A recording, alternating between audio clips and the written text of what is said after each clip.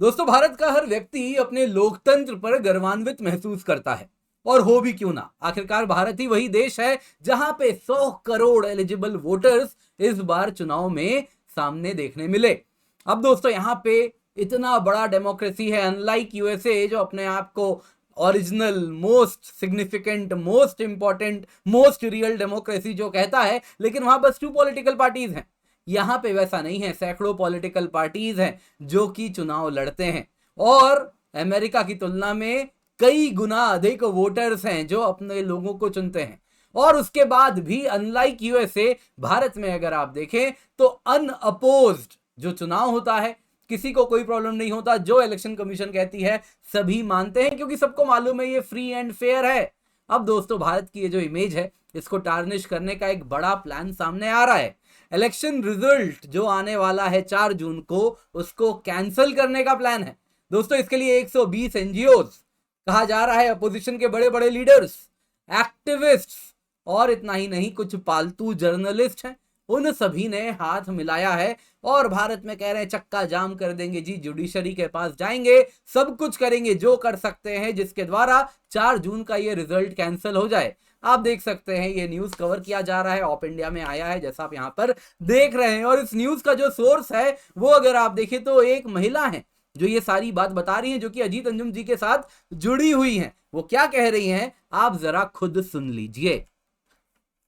मैं आपको बता दूं कि एक बड़े जन आंदोलन की भी तैयारी की जा रही है। जन आंदोलन उस संभावना में होगा अगर मान लीजिए कि वोटों की चोरी पकड़ी जाती है, तो फिर इसको लेकर कैसे एक बड़ा जन आंदोलन किया जाएगा। बहुत सारे एक्टिविस्ट ने मुझे ये भी बताया कि इसको लेकर हम कोर्ट भी जाएंगे, हो सकता है चुनाव रद्द हो जाए। ये सब अभी सारी पॉसिबिलिटीज है। लेकिन आज जहाँ पर मैं हूँ, ये जगह जवाहर भवन है और यहाँ पर इन्हीं सब चीज़ों को लेकर एक बड़ा मंथन चल रहा है। इसके पहले इसी तरीके का एक आयोजन बैंगलोर में हुआ था। दोस्तों, आपने जिनको सुना, नीलू व्यास लिख रही हैं, पूरा नाम है इनका नीलू व्यास थॉमस। ये दोस्तों जर्नलिस्ट हैं, कहती हैं खुद को जर्नलिस्ट, वैसे तो यूट्यूब में दिखती हैं। अजीत अंजुम काफी पुराने पत्रकार हैं, आजकल यूट्यूबर हैं। जैसे मैं यूट्यूबर हूं, वैसे ही वो भी यूट्यूबर हैं, एक यूट्यूब चैनल चलाते हैं। और वहीं से अगर आप देखें तो ये सारा डिस्क्लोजर उन्होंने किया है। क्या उन्होंने क्लेम किया है? उन्होंने कहा है कि हम ट्रेनिंग दे रहे हैं काउंटिंग एजेंट्स को। क्या भारत में कोई पहली बार चुनाव हो रहा है जो ट्रेनिंग की आवश्यकता है? क्या मतलब होता है इसका, अभी आपको बताऊंगा। अरेंजमेंट्स किए जा रहे हैं, अगर आप पूरा वीडियो देखें, ऑब्वियसली मैं पूरा वीडियो तो नहीं दिखा सकता, आपको मालूम ही है क्या होगा। उन्होंने कहा अरेंजमेंट्स किए जा रहे हैं एग्जिट पोल्स हैंडल करने के लिए। इसके सिवा प्लान यहां भी है कि लार्ज स्केल प्रोटेस्ट किया जाएगा अगर कुछ पता चलता है इलेक्शन में, तो जिसके द्वारा इलेक्शन को इनवैलिडेट करवाया जाएगा। इसके लिए लीगल एक्शन भी किया जाएगा। इन शॉर्ट 4 जून को आज तक जो हुआ है कि जो रिजल्ट वो सराखों पर, सब यही कहते हैं ना, उससे कुछ विपरीत होने वाला है। दोस्तों, यहां पे अपोजिशन काउंटिंग एजेंट्स की बड़ी बात हो रही है। क्या होता है ये आपको मैं समझाता हूं। देखिए दोस्तों, लॉ के अनुसार क्या है, जब भी वोट काउंटिंग होती है तो वो अगर आप देखें तो रिटर्निंग ऑफिसर करते हैं, लेकिन रिटर्निंग ऑफिसर खुद नहीं करते। वो मतलब खुद करते हैं लेकिन अकेले चुपचाप बैठ के नहीं करते। वो अगर आप देखें तो कैंडिडेट्स के प्रेजेंस में करते हैं। अब देखिए दोस्तों, एक कंस्टिट्यूएंसी में जहां जहां काउंटिंग हो रही, जरूरी नहीं है हर बार कैंडिडेट हर जगह मौजूद हो, तो कैंडिडेट क्या करता है, अपने कुछ एजेंट्स को भी भेजता है। तो उनके सामने काउंटिंग होता है। इससे पहले वोट काउंट किया जाए, कंट्रोल यूनिट को, काउंटिंग एजेंट्स को दिखाया जाता है। उनको कहा जाता है कि आप जरा ये कंट्रोल यूनिट में जितने भी स्ट्रिप्स हैं, जो वो सील्ड है या नहीं, जरा चेक कर लीजिए। वैसे ही स्पेशल टैग जो लगा हुआ है वो लगा हुआ है कि नहीं, ग्रीन पेपर सील्ड है कि नहीं, और अन्य भी अलग अलग प्रकार के वाइटल सील्स होते हैं जो कि कंट्रोल यूनिट में आपको देखने मिलता है और इन सब में देखने मिलता है। कुछ इस प्रकार का आप देख रहे हैं, ये ग्रीन सील है। यहां पे आप देख रहे हैं कुछ टैग्स लगा हुआ है जो बताता है हाँ, जब वोटिंग खत्म हुआ तो इनके सामने मशीन को सील किया जाता है। और हाँ, ये वैसे ही हालत में है, आप जरा देख लीजिए। किसी ने भी इस बीच में इस मशीन के साथ छेड़छाड़ नहीं किया है, ये उसका प्रमाण है। तो काउंटिंग एजेंट का मेन काम यही है। जैसे आपको बोर्ड में याद होगा, पेपर देने के पहले लिफाफा सील्ड होता है, वो दिखाया जाता है यहां सील्ड है, फिर आपके सामने फाड़ के पेपर डिस्ट्रीब्यूट किया जाता है। कुछ वैसा ही काम होता है इनका, बस ये ओवरसी करना कि स्ट्रिप वगैरह सील्ड है और फिर इनके सामने काउंटिंग होती है। अब दोस्तों, इनकी ट्रेनिंग की जा रही है। ट्रेनिंग अच्छी चीज भी हो सकती है, लेकिन उसकी आवश्यकता नहीं है, क्योंकि जो यहां पे जो चुनाव लड़ रहे हैं, कोई ऐसा तो नहीं भारत में पहली बार चुनाव हो रहा है। सालों से होता रहा है, हर 6-6 महीने में रादर भारत में चुनाव होता रहता है, तो इसकी क्या आवश्यकता है। तो यहां पे दोस्तों इसका मैं पॉजिटिव कोनोटेशन ले लूं, इसकी चांसेस बड़े कम है। मेन इसका निकलता है नेगेटिव कोनोटेशन कि हाँ, इस प्रकार से इलेक्शन मशीन का फेक फुटेज किया जाएगा। जब सील तोड़ दिया गया, हाँ हाँ वो कह दिए, फिर फोटो ले लेंगे, कुछ इस प्रकार का कर सकते हैं कि हाँ देखो ये टेक्निकल इशू है, देखो वोटिंग मशीन टैंपर हो चुका है, इसके साथ छेड़छाड़ हो चुकी है, और इसको फिर सोशल मीडिया में चलाया जाएगा और चलाया जाएगा कि भारत भर में ऐसे ही इलेक्ट्रॉनिक वोटिंग मशीन्स के साथ छेड़छाड़ हुई है।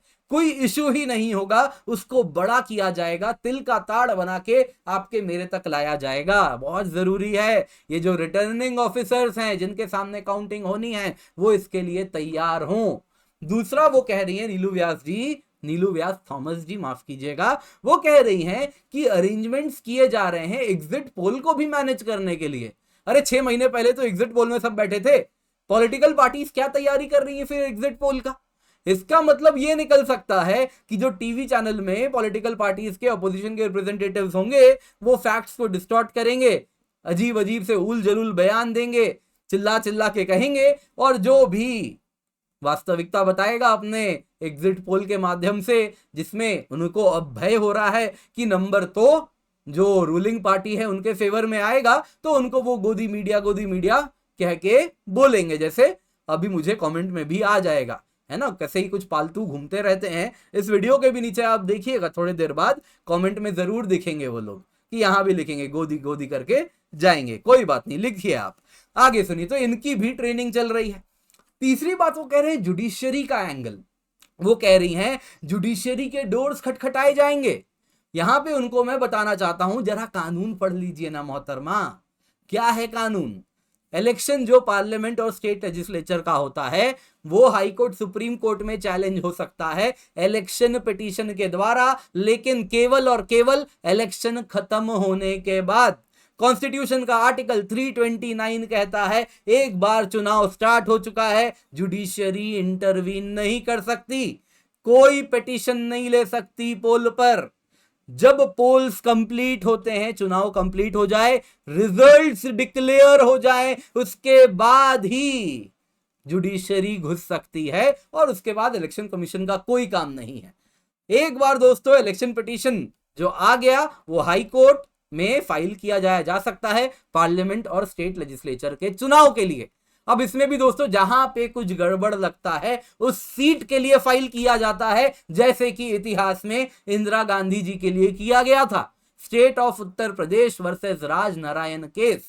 क्या कहा था उसमें? इंदिरा गांधी जी पे आरोप लगा था कि इन्होंने सरकारी मशीनरी का इस्तेमाल किया अपने चुनाव में, जो कि हाईकोर्ट ने, इलाहाबाद हाईकोर्ट ने कहा बिल्कुल सही बात है, इन्होंने किया, और इसके बाद इनको 6 साल तक इलेक्टिव पोस्ट्स में खड़े होने से डिबार कर दिया जाता है, प्राइम मिनिस्टर की गद्दी हाथ से निकल जाती, और इसके बदले में इन्होंने क्या किया? तुरंत इमरजेंसी डिक्लेयर किया था। भूल गए? तो आप तो भैया जानते हैं सब कुछ, ये सब पढ़े भी होंगे शायद, फिर भी ऐसी बात करते हैं। तो यहां पे दोस्तों पूरे भारत का चुनाव कैंसिल नहीं कर सकती जुडिशरी, जिस सीट में लगता है उसको लेकर जरूर हो सकता है यदि कुछ इस प्रकार के तथ्य सामने आते हैं। लेकिन दोस्तों उनको भी मालूम है जुडिशरी से कुछ नहीं होना, इसलिए इन्होंने सबसे बड़ा प्लान तैयार किया है, अनार्की, जन आंदोलन। फोर्थ सबसे खतरनाक, सबसे भयावह स्टेटमेंट है, जन आंदोलन करेंगे। 120 ग्रुप हैं जो इसके लिए काम शुरू कर चुके हैं, 6-6 घंटे की मीटिंग हो रही है। उन्होंने कहा अन्य जगह भी बैठक चल रही है जिसके द्वारा लोगों को सड़क पे लाया जाएगा। जन आंदोलन मतलब क्या कहना चाह रही है? शाहीन बाग जो हुआ था वो भी उनके अनुसार जन आंदोलन ही होगा। तो क्या उस प्रकार का कुछ करने वाली हैं? चक्का जाम करके क्या भारत के लोकतंत्र को भीड़ तंत्र में तब्दील किया जाएगा? यही कुछ लग रहा है दोस्तों। जो भी है, एक बात क्लियर हो रही है, 4 जून को चीजें इतनी आसान नहीं होंगी।